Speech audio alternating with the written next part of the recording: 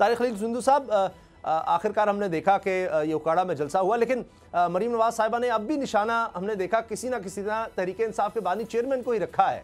तो वो अगरचे नाम उन्होंने उस तरह नहीं लिया, लेकिन लगता है कि सारी तकरीर का महवर इस वक्त भी तहरीक इंसाफ रहती है।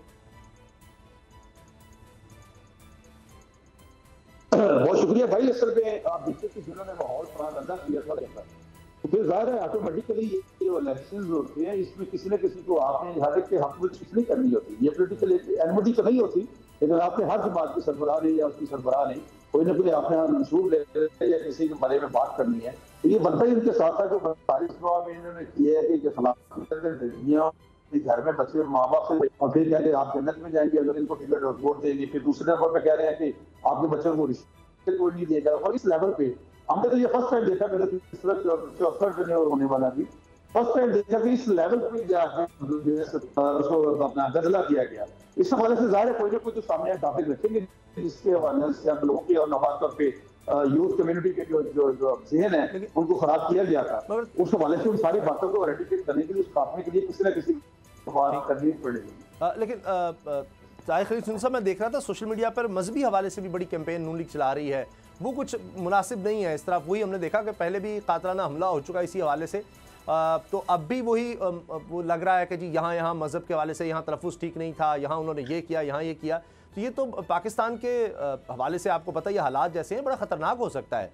तो आप नहीं समझते कि लीडरशिप को इस पर ध्यान देना चाहिए? बाकी आप बहुत सी बातें कर सकते हैं डेवलपमेंट की दीगर।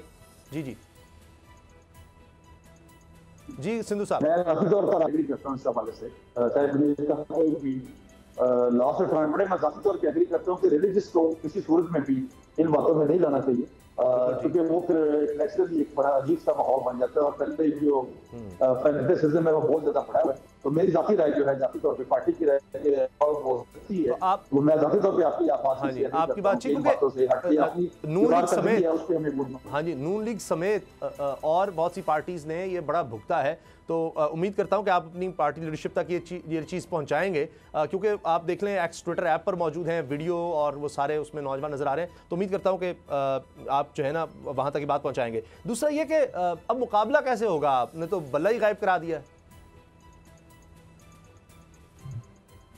हमने बल्ला गायब नहीं कराया, आपने जो कत्ल होने वाला उसमें मुख्तलिफ शामिल होता है, बहुत ज्यादा हाथ होता है। ये खुद जाते मैं जाती सारे लड़े कहते हैं, इसमें कोई बात नहीं। लेकिन अगर आप साहब के होते हुए ऐसे जैसे बात करना, लेकिन आप 205, 208, 209 और खासतौर पर 215 है, उसमें पहला लफ्ज एलिजिबिलिटी का लिखा हुआ है कि एलिजिबिलिटी इस तरीके से जमात की, और फिर 5 साल के बाद इलेक्शन करवाना। फिर इनको तो पहले 2022 में होना था सरसरा में, इनको 1.5 साल का और ज्यादा मौका दिया गया था।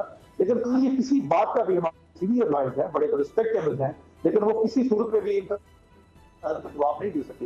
इस कास्ट की वजह से फिर या तो इलेक्शन कमीशन को बंद कर दिया जाए तो ये एलिजिबिलिटी नहीं देखेगा, या फिर इसको अगर रख रहा है ये कॉन्स्टिट्यूशनल बॉडी है तो फिर इसकी बातों को भी जाना पड़ेगा, इसको पढ़ना पड़ेगा।